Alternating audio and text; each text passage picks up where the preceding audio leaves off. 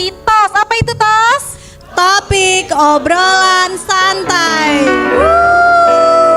Oke, kita ini sesi tanya jawab ya Kak. Nanti Mama bertanya, kamu jawab. Nanti juga kita akan kasih kesempatan buat teman-teman semua yang mau bertanya, boleh, atau mau curhat juga boleh ya. Boleh, persilakan Kak. Tadi kan materinya tentang art of love. Untuk itu Kak, pertama-tama ini pertanyaan agak pribadi ya guys ya. Mungkin teman-teman juga mengalami karena ya kita seumuran kan, 17 tahun semua kan. Jadi gini Kak, kayaknya tegang banget nih.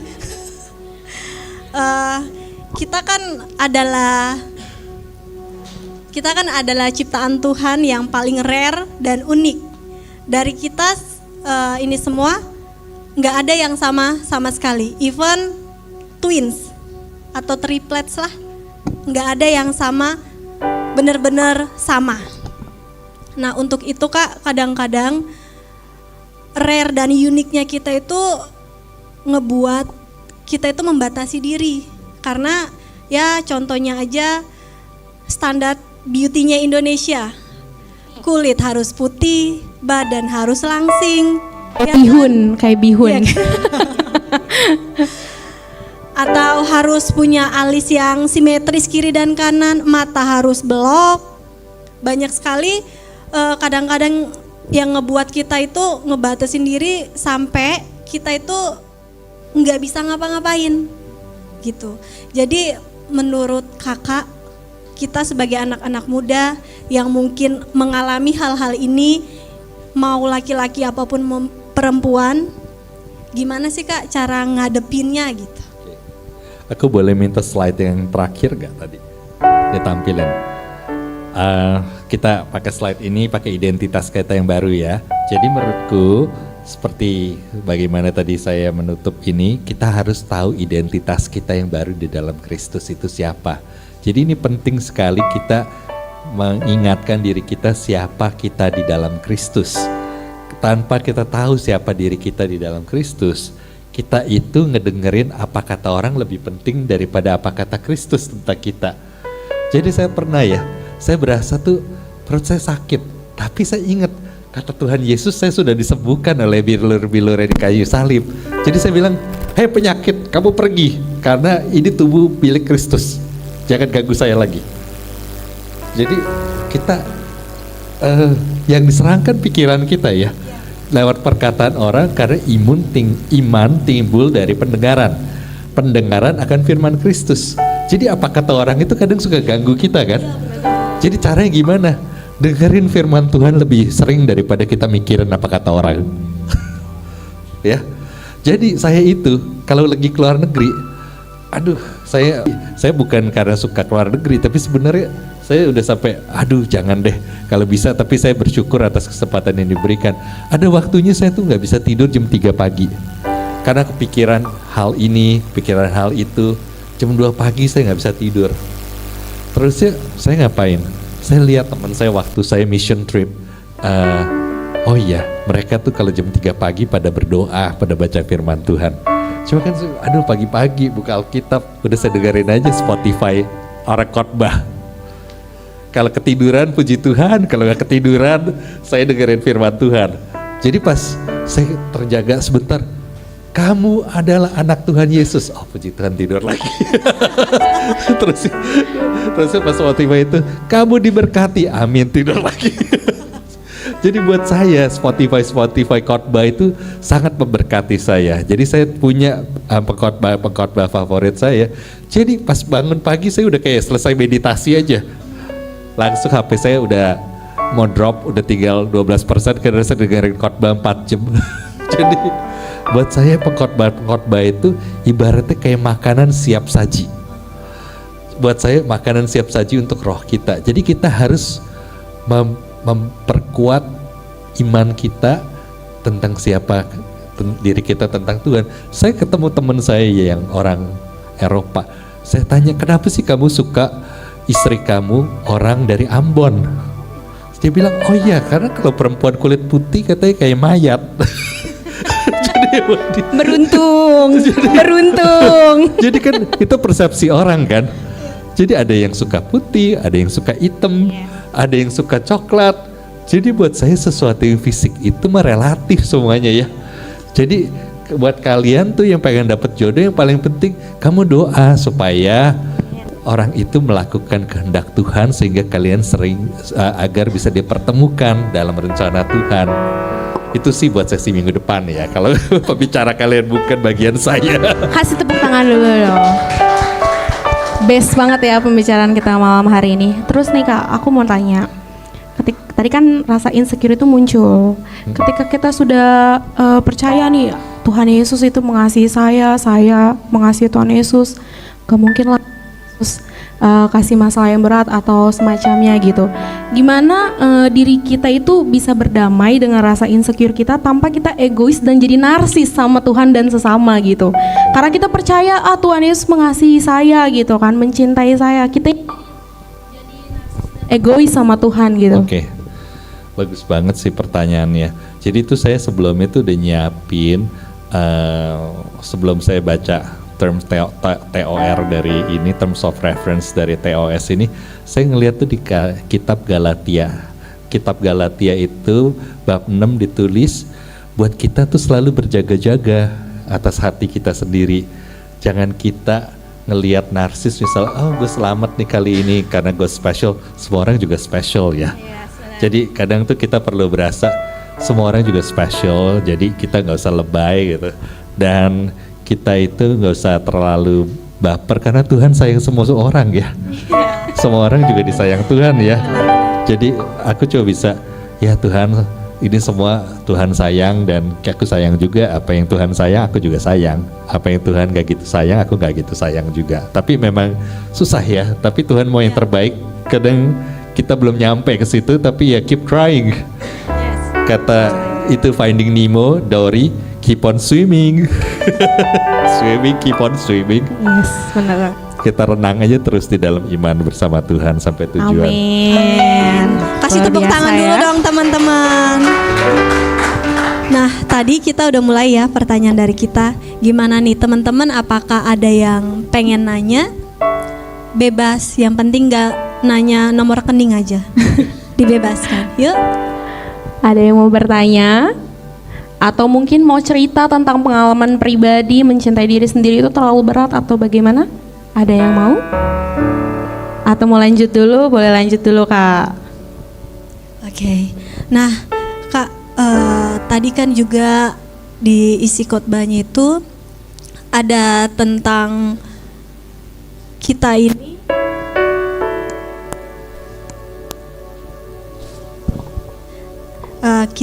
kita ini kan pasti melakukan kesalahan, terlepas orang tahu ataupun orang nggak tahu, dosa yang terlihat maupun yang tersembunyi.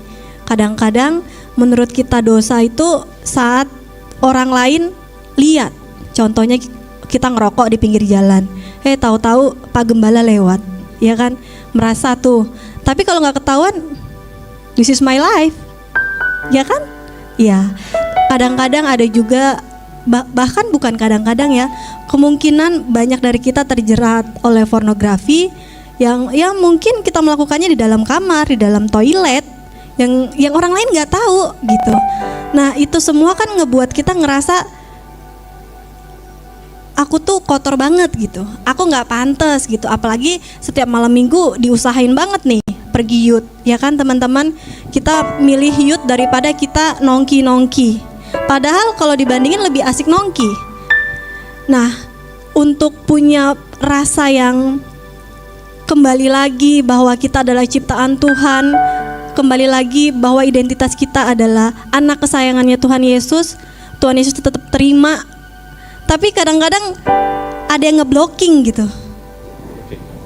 Itu gimana ya Kak cara ngatasinnya? Apalagi sebagian besar dari kita pasti pernah melayani di gereja lokal masing-masing. Dan itu yang ngebuat youth kadang-kadang tidak bertumbuh, bahkan stuck gitu. Kita mesti ingat ajaran Tuhan itu bahwa setan itu kerjanya mendakwa, membunuh dan menipu. Jadi akhirnya dia mau kita semua mati. Mati dalam dosa, mati dalam penyesalan, mati dengan rasa malu, mati dalam kemiskinan, mati dengan sakit penyakit. Itu end goalnya dia. Ya, kita mesti tahu itu end goalnya. Semua pikiran jahat itu datangnya dari iblis. Ya, semua yang baik itu datangnya dari Tuhan. Ya, jadi misalnya udah salah pun, Tuhan pernah nggak mendakwa? Enggak. Justru Tuhan suruh datang ya. Iya kan? Datang aja lagi. Misalnya kamu udah kecanduan pornografi dan lain-lain, apapun itu, Tuhan pernah bilang, lo sih, gue bilang jangan begitu, masih begini aja. Pernah gak digitu sama Tuhan? Enggak kan? Tapi kamu dengar itu di pikiran kamu. Itu bukan dari Tuhan. Itu dari siapa? Jadi kamu mau dengerin siapa? Jadi kita harus lebih banyak dengerin Tuhan. Tuhan gak mendakwa. Nanti pada saatnya kamu udah tenggelam dengan kasih Tuhan yang begitu dalam, kamu ngelihat rasanya gue udah gak perlu lagi deh. Tanpa kamu sadari itu semua udah lepas. Itu namanya effortless change, perubahan tanpa usaha. Jadi kamu gak usah berusaha, kamu tenang aja.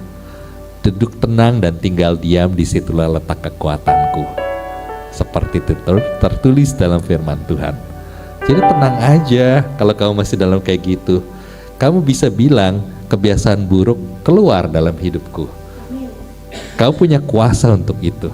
Tapi banyak orang gak mau lepas karena mereka menikmati. Ya kan?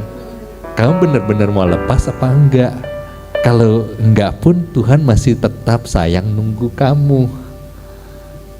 Itu enggak mempengaruhi status kamu sebagai anak Tuhan. Ya, misalnya orang tua kamu lihat kamu ngerokok, dia nganggep kamu anak gak? Tetap kan? Ya cuma dia sedih aja kenapa lo ngerokok. Iya kan? Cuma kalau dia memang gak bisa hidup tanpa rokok, memang lo dibuang dari anak? Enggak kan? Dikeluarin dari kakak sih Kak. Jadi buat saya itu semuanya Tuhan bilang nggak semua itu boleh dilakukan, tapi nggak semuanya itu bermanfaat. Ya Tuhan nggak ngelihat mana yang karena kita nggak boleh menghakimi orang lain. Itu buat saya nggak akan menghakimi orang lain. Apapun perbuatannya di mata dunia udah dianggap kotor, nista dan lain-lain, Tuhan aja gak menghakimi. Siapa saya menghakimi? Siapa orang Maria Magdalena zaman ini? Siapa orang kusta di zaman kita? Orang yang punya kebiasaan buruk apa sampai dilihat orang kusta di gereja? Penjina macam apa di gereja yang kita biarinin aja. Yang paling penting seperti Galatia 6, kita berjaga-jaga atas diri kita. Jangan sampai kita jadi kejeblosan. Yang paling penting kita harus bisa jaga diri. Kita gak boleh ngucilin dia. Lebih baik kita tampung, kita terima dia. Karena Tuhan, aku pernah ya di dunia usahaku, aku dibilang, Sandy tuh ngomongnya Tuhan, kelakuannya kayak setan. Jadi saya sering banget denger kayak gitu. Sandy, dia ngomongin Tuhan terus, kelakuannya kayak setan. Lalu saya berdoa, Tuhan, saya harus diem gak sih kalau orang ngomong gini? Jadi Tuhan gak mau aku ngomong lagi tentang Tuhan ya dalam usaha. Jadi Tuhan bilang ke aku, malam itu Tuhan bilang, Sandy, yang butuh aku itu orang-orang sakit seperti kamu. Jadi kamu ngomongin aja aku karena itu adalah obatmu. Puji Tuhan. Orang sakit yang butuh Tuhan.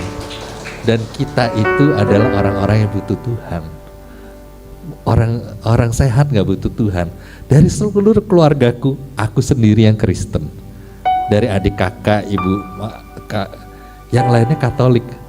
Lalu mereka tanya, kenapa kau masuk Kristen? Karena Katolik buat aku udah bagus, cuma aku lebih bejat, jadi aku butuh kekristenan. Jelek. Aku butuh dosis yang lebih besar. Kalau kamu baik-baik aja di Katolik udah baik bagus. Tapi aku orang yang sangat jahat, aku ya orang yang sangat buruk, aku yang butuh Tuhan. Seperti itu. Wah, kayaknya agak tegang ya Kak ya. Tegang banget ya. Saya Kak, kalau mereka nggak mau saya aja Kak. Oke, siapa yang mau bertanya lewat ini? Aku ada sebuah coklat untuk menemani pertanyaan kalian. Oke, silakan maju ke depan, kasih tepuk tangan dong. Perkenalkan namanya siapa dan SD mana ya?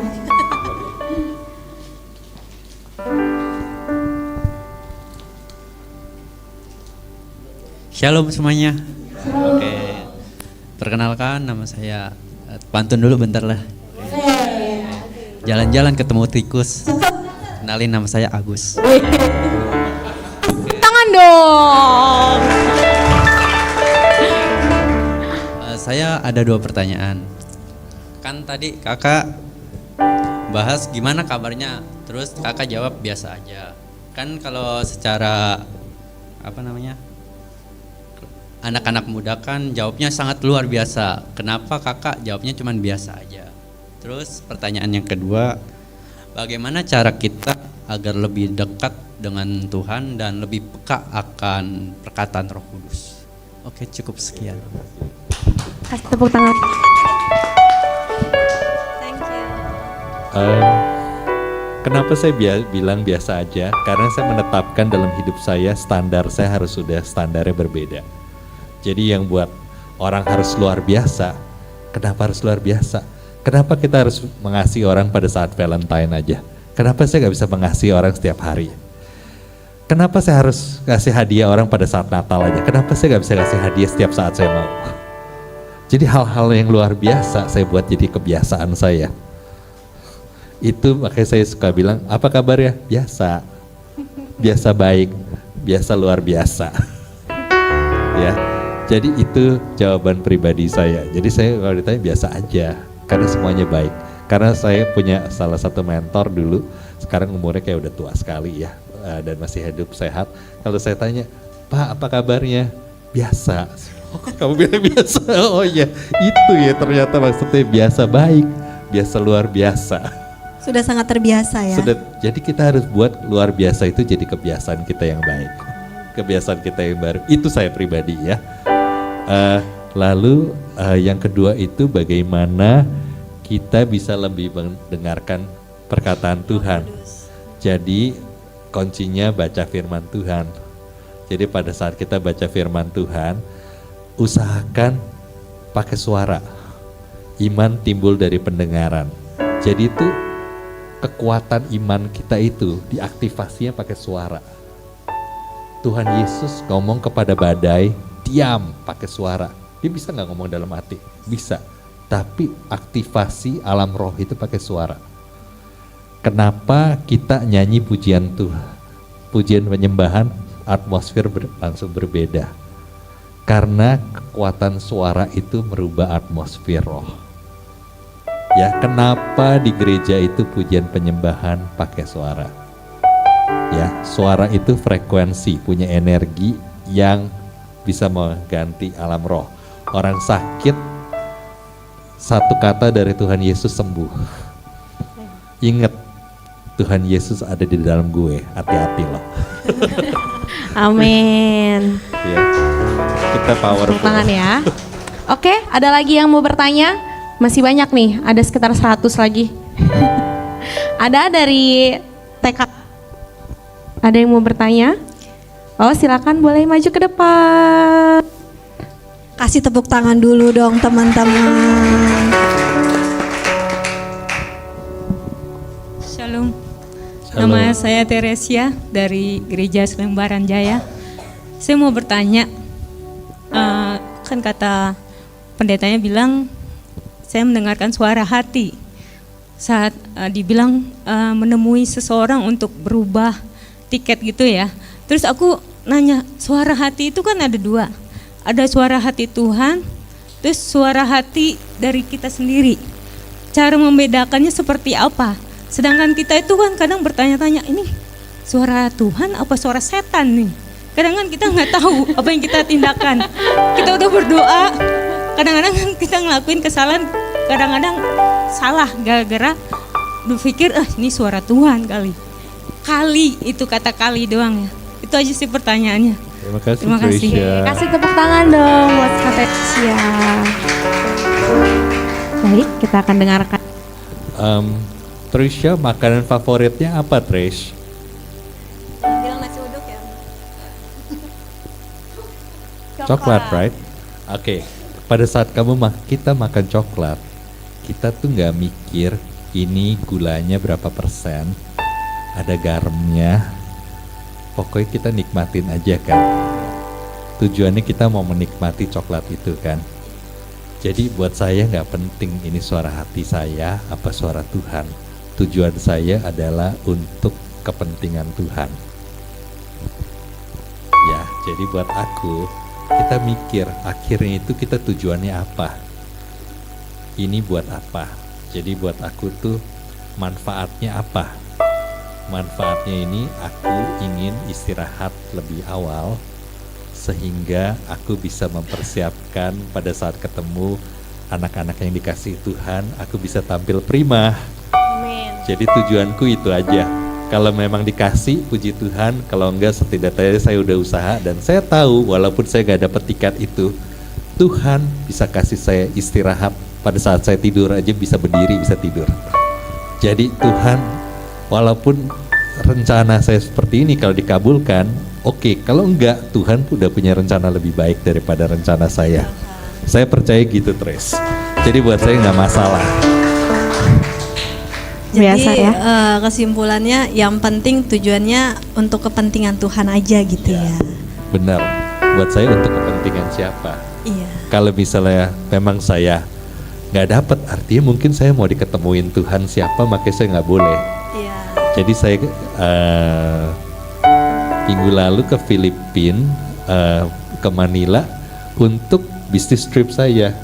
Dan pada saat hari kedua di bisnis trip, saya ketemu seorang yang lagi terjerat hutang dan lain-lain. Tuhan bilang, kamu layani dia. Oh, oke. Jadi saya harus layani dia ya. Dia anak Tuhan tapi dia nggak bisa ngatur keuangan. Jadi 2 hari saya, oke, lu utangnya berapa? Penghasilan lu gimana? Dia bikin begini, oke. Jadi pas udah bilang, kamu layani dia. Oke, setelah layani, kepentingan saya apa? Nggak ada. Layani dia, makan saya yang bayarin, minum saya yang bayarin, semua saya yang biayain. Tapi saya merasa karena saya itu adalah alatnya Tuhan. Semua kepunyaan saya milik Tuhan. Jadi saya mikir, kalau Tuhan ngomong gitu, artinya ini adalah prioritas. Bayangin seorang Sandy Wijaya diterbangin dari Jakarta ke Manila buat ngelayanin orang yang kejebak utang. Tuhan bisa kirim siapapun buat nolong kalian semua. Ya, Tuhan itu nolong lewat manusia. Jadi kita harus ready setiap saat untuk didispatch sama Tuhan buat jadi tim dia pelayanan dimanapun. Jadi dengan hati yang ingin melayani kehendak Tuhan, kan kalian suka doa, biar aku memuliakan nama Tuhan. Saya tanya nih ke kalian, gimana sih kalian itu memuliakan nama Tuhan? Ayo, yang pegang mic 2. Ayo, kita mau kasih kemana? Ayo, kelompok gimana? ini, kelompok ini. Tadi kan ditawarin. Ya, yang jawab kita kasih Ditawarin coklat. kan tadi. Mau tanya enggak? Udah cukup ya? Iya. Berarti giliran Kak Sandy yang nanya. Jawab. Ayo, silakan dijawab. Gimana kita memuliakan nama Tuhan? Ayo, ada? Joel kayaknya mau jawab. Gak ada salah, gak ada benar. Ayo, nggak ada salah, nggak ada benar. Iya. Adanya coklat nih. Adanya benar atau benar banget? Nggak ada salah, nggak ada benar. Adanya coklat. Ayo.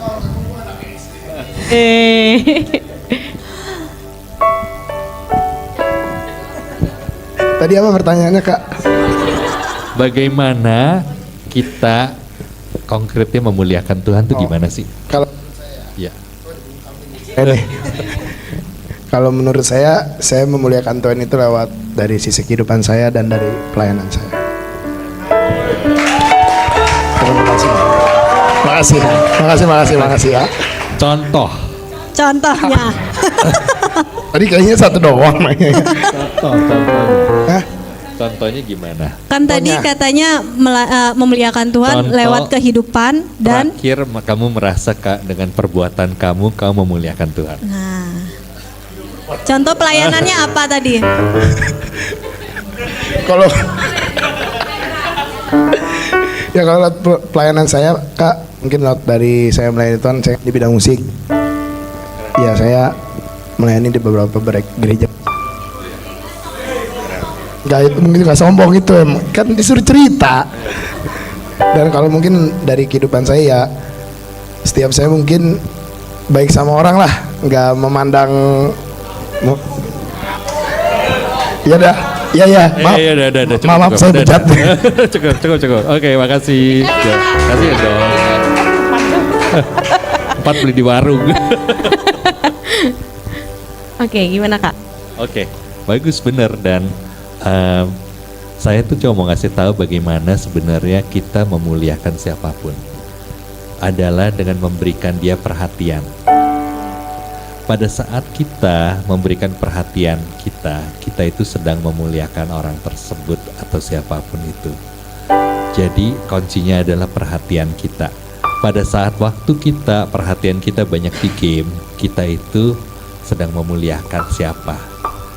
Pada saat kita banyak memperhatikan film-film setan sehingga ketakutan menguasai diri kita, siapa yang sedang kita muliakan.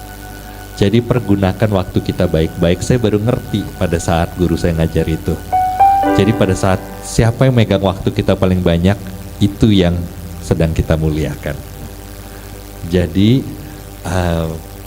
perlu kita memberikan waktu kita untuk melakukan hal-hal yang melayani Tuhan lewat pribadi, lewat pekerjaan, lewat pelayanan, lewat apapun itu.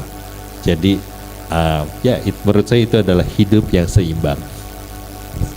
Luar biasa, kasih tepuk tangan lagi ya. Masih ada yang mau bertanya? Masih ada waktu? Masih? Boleh, silakan maju. Perkenalkan namanya.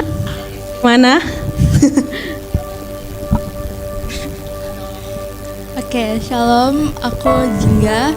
Aku mau nanya, tadi kan judulnya tentang The Art of Love kan? Nah, kenapa love itu bagian dari art atau cinta itu tuh bagian dari art, seni gitu? Oke, itu aja sih. Kasih tepuk tangan buat Jingga ya. Bagus banget pertanyaannya. Jadi kenapa karya seni itu begitu berharga? Karena seorang seniman itu menuangkan pengalaman, kemampuan dia hidup berpuluh-puluh tahun tidak melakukan apa-apa, hanya menghasilkan karya seni. Jadi sebenarnya seniman itu belajar berkesenian itu berpuluh-puluh tahun untuk menghasilkan sebuah karya seni yang bisa cocok dengan kita. Jadi untuk kenapa art of love dan hubungannya dengan seni, orang bisa mendedikasikan hidupnya berpuluh-puluh tahun itu kalau bukan oleh karena kasih, akan sulit. Tanpa motivasi uang, tanpa motivasi secara ekstrinsik dari luar, akan susah. Biasanya itu harus dari dalam keluar. Makanya pas saya hubungin seni dan kasih, itu adalah sesuatu yang sangat alami. Karena Tuhan Yesus mengubah kita dari dalam, dan orang luar bisa ngelihat perubahan kita. Karena Tuhan sudah mengasihi kita sehingga kita bisa berubah dari dalam keluar. Kasih tepuk tangan ya. Masih ada yang mau bertanya? Satu lagi? Sudah cukup? Oke, terakhir dari kakak untuk teman-teman kita, ada yang mau dibagikan? Cukup ya? Oke.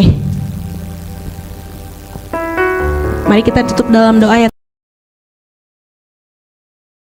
Terima kasih Tuhan, terima kasih Bapak. Malam hari ini kami boleh belajar